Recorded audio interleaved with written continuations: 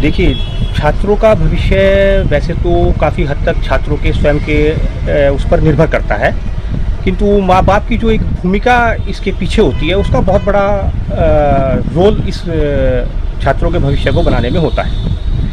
मैं तो ये जानता हूँ, ये समझता हूँ और ये करता हूँ और जो मैंने किया है। मेरा बेटा ईश्वर कृपा से, कृपा बहुत आवश्यक है ईश्वर की, प्रयास तो सभी करते हैं, लेकिन उसकी कृपा का होना इसलिए आवश्यक है कि उसने अभी इसी साल 10 फरवरी को चार्टर्ड अकाउंटेंसी की जो टॉप ग्रेड एग्जामिनेशन था, उसमें इंटरनेशनल टैक्सेशन में टॉप किया है। अब वो चार्टर्ड अकाउंटेंट है, फ़िलहाल देहरादून में अप एंड डाउन कर रहा है। देहरादून में श्रीमान मोहित गोयल जी के साथ वो बैठते हैं। तो जहाँ तक एक थ्रू आउट प्रॉपर चैनल एक स्टूडेंट को अपने कैरियर को बनाने का एक फ्लो होता है, तो उसमें मेरा अपना ऐसा मानना है कि पेरेंट्स को बिना किसी दबाव के छात्र के भविष्य के प्रति सचेत रहना चाहिए। उसकी भावनाओं को समझते हुए उसे गाइड करना बहुत ज़रूरी है, न कि अपनी विचारधारा या जो हम चाहते हैं वो उस बच्चे के ऊपर थोपना। अब आजकल हो क्या रहा है, आजकल एक तो इंग्लिश मीडियम का जो एक करेज है, जो एक भूत है, वो बहुत बुरी तरह से पेरेंट्स के सिर पर सवार है। जबकि वास्तविकता क्या है, तो वास्तविकता ये है कि हमें इंग्लिश की नॉलेज होना थ्रू आउट प्रॉपर चैनल ज़रूरी है। आपको जो भी टॉप लेवल की, आपको इंटर के बाद जिस लाइन में जाना है, वहाँ ये आवश्यक नहीं कि आपको थ्रू आउट इंग्लिश स्पीकिंग ही आपको उस लेवल पे पहुँचाएगी, ऐसा नहीं है। इंग्लिश बहुत ज़रूरी है, उसका ज्ञान ज़रूरी है, बट जब आप उसमें बैठेंगे तो आपको सबसे ज़्यादा मोस्ट इम्पॉर्टेंट, आप बताइए अपने बेटे को, अपने बच्चे को, बेटा हो बेटी हो बराबर है, लेकिन इंडियन गवर्नमेंट की जो एक पॉलिसी है, जो एजुकेशन पॉलिसी गवर्नमेंट ने अब इस साल चेंज कर दी है। देखिए, बोर्ड का जो एक हवा था, सबसे बड़ी बात तो मैं कहूँगा कि मोदी गवर्नमेंट ने जो एक बोर्ड का हवा था पूरा ऑल ओवर इंडिया, उस बोर्ड के हवे को ख़त्म कर दिया है। अब इंटर में आप एग्जामिनेशन दें तो बिना किसी टेंशन के दे सकते हैं। आपके मार्क्स की, इंटर के मार्क्स की कोई वैल्यू नहीं है। जैसे आपको जेई क्लियर करना पड़ता है, एनआईटी क्लियर करना है, एनटीटी क्लियर करना पड़ता है, एडवांस मेंस क्लियर करने पड़ते हैं, सीए के लिए आपको आईपीसी क्लियर करना पड़ता है, फाउंडेशन क्लियर करनी पड़ती है, आईपीसीसी क्लियर करनी पड़ती है, फिर उसके बाद आपको एंट्रेंसशिप लेनी पड़ती है।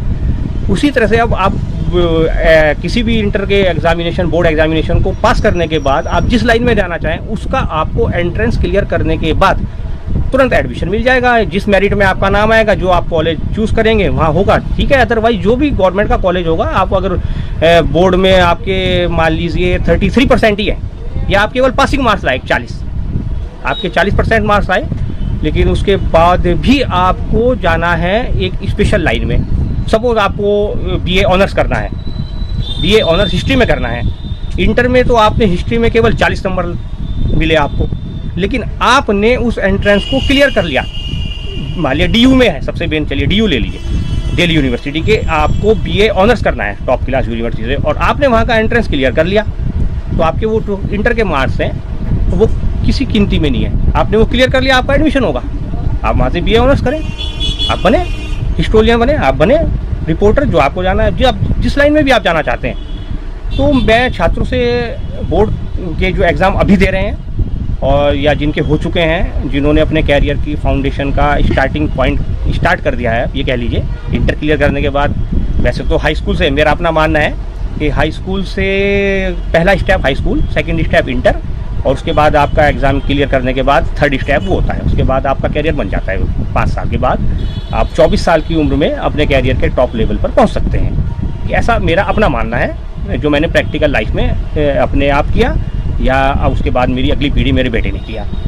तो ये आवश्यक नहीं कि आपके बच्चों में जो एबिलिटी है कि उसके, आप मान लीजिए आजकल जो एक ट्रेंड है पेरेंट्स का, वो ये है कि वो चाहते हैं कि इंजीनियर बने, डॉक्टर बने, या जो भी कुछ बने, लेकिन बच्चे की एबिलिटी है कि वो एक बढ़िया आर्टिस्ट बनना चाहता है, वो एक डांसर बनना चाहता है, वो एक कोरियोग्राफर बनना चाहता है। तो आपको उसकी एबिलिटी को मेरे हिसाब से 6 क्लास में ही पकड़ लेना चाहिए, हाल में तो बल्कि 4th क्लास में, जब बच्चा एक्चुअली में डीप गहराई पे होता है आपकी, आप जिस तरह से उसे तैयार करेंगे उस तरह से तैयार हो जाता है। तो आपको उसको 4th क्लास में ही पकड़ लेना चाहिए कि ये आगे जा करके इसकी इस तरह से ये अपने कैरियर को बना सकता है, और वो न केवल उस बच्चे के भविष्य के लिए सिक्योर करेगा, बल्कि वो आपको भी, पेरेंट्स को भी, अर्थात पेरेंट्स को भी उसकी लाइफ के लिए सिक्योर कर देगा। तो मैं तो यही कहूँगा अंत में कि पेरेंट्स का अपना एक महत्वपूर्ण रोल है, बट छात्र क्या चाहता है, वो क्या सोच रहा है, या वो किस लेवल पे आगे बढ़ना चाहता है, ये उससे भी ज़्यादा महत्वपूर्ण है। आप उसके साथ खड़े हों और हरदम उसके साथ खड़े हों, उसे गाइड करें, उसके टीचर उसे सही गाइड करें, ये तो बहुत अच्छी बात है। लेकिन टीचर से आपको कोई शिकायत है, मान लीजिए शिकायत बहुत होती है आजकल, स्कूलों से बड़ी शिकायत होती है कि भाई ये इसको पीट दिया, ये हुआ, ये नहीं हुआ, वो हुआ, ये ऐसा नहीं, ऐसा होता नहीं है। वास्तविकता क्या है, आपने टीचर्स के साथ स्टार्टिंग में एडमिशन से पहले ही आपने संबंध स्थापित कर लिए, तो आपको ये समस्या पूरे कैरियर के दौरान नहीं आएगी। 5th से लेकर के 6 से लेकर के, मान लीजिए 5th तक तो बच्चा चलो बच्चा ही है, लेकिन 6 से लेकर के 12th तक का जो एक 7 साल का जो पीरियड है उसकी लाइफ का, स्टेप बाय स्टेप बढ़ने का, वो समस्या का सामना इसलिए करना पड़ता है क्योंकि आपने न तो बच्चे को समझा और न बच्चे के पढ़ाने वाले टीचर को समझा। अगर आप उन दोनों को समझ जाएं तो न बच्चा स्कूल में पीटेगा और न आप अपने बच्चे को पीटेंगे, न आप उसे बार बार ये कहेंगे पढ़ पढ़ पढ़। अरे पढ़ाई तो करेगा ही वो, पढ़ा ये उसके माइंड में है, आपने जो अपने माइंड में ये सेट कर रखा है कि पढ़ पढ़ पढ़, ऐसा होता नहीं। पढ़ेगा वो अपने हिसाब से ही, वो किताब खोल के बैठ जाएगा। अब ये कंप्यूटर युग है, मोबाइल का युग है, उसके हाथ में है, आपने उसके हाथ में शुरू में ही दे दिया, तो पढ़ेगा तो वो अपने हिसाब से ही। लेकिन अगर वो पढ़े भी अपने हिसाब से लेकिन चले वो आपके हिसाब से, ये तब होगा जब आप उसे सही गाइड करेंगे। पढ़े वो अपने हिसाब से, चले वो आपके हिसाब से। उसके लिए आपको सजग रहना होगा, स्वयं सजग रहना होगा, ध्यान रखना होगा। ये नहीं कि भैया मोबाइल दे दिया आपने तो आप उसको समझाइए, प्यार से समझाइए, आराम से समझेगा। ऐसा नहीं है, छोटा बच्चा जल्दी समझ जाता है, बड़ा होकर के आप उसे चाहें कि वो हाई स्कूल में ये बात समझे तो बिल्कुल नहीं समझेगा।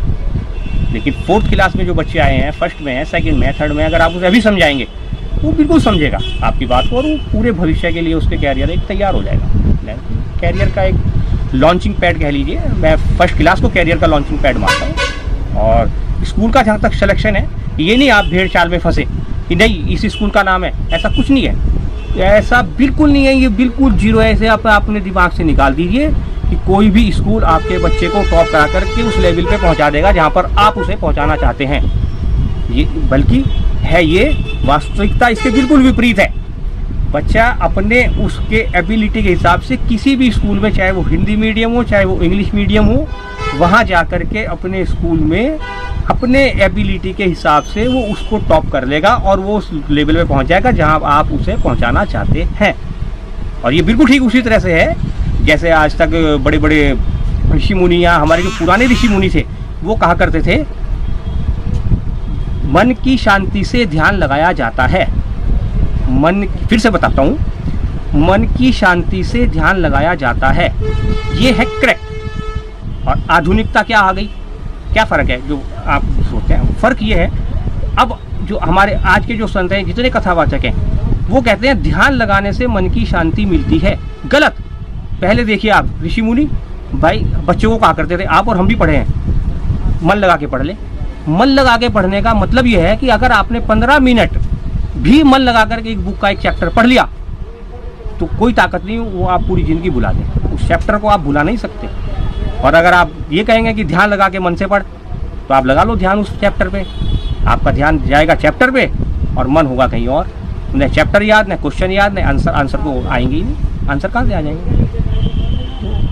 इसी तरह से हर बच्चे के साथ अपना एक सिस्टम है, अलग है। ये नहीं कि कोई 90 ला रहा है तो वो ये ज़रूरी है कि वो एंट्रेंस में भी 90 ले आएगा। हो सकता है वो एंट्रेंस में 45 पे ही रह जाए, उसकी फ़िलहाल एबिलिटी बता रही है कि बोर्ड में तो 100 है लेकिन टेस्ट में 45 ही रह गए, तो मेरिट में नहीं आया, तो फिर घपला हो गया। एक तरह से उसने आपको भी कंफ्यूज कर दिया, खुद तो वो कंफ्यूज था ही, आप भी कंफ्यूज हो गए, वो भी प्रेशर में आ गया और आपने उसे और प्रेशर में डाल दिया। उसका कभी कभी नुकसान बहुत ज़्यादा छात्र को और पूरी फैमिली को भुगतना पड़ जाता है।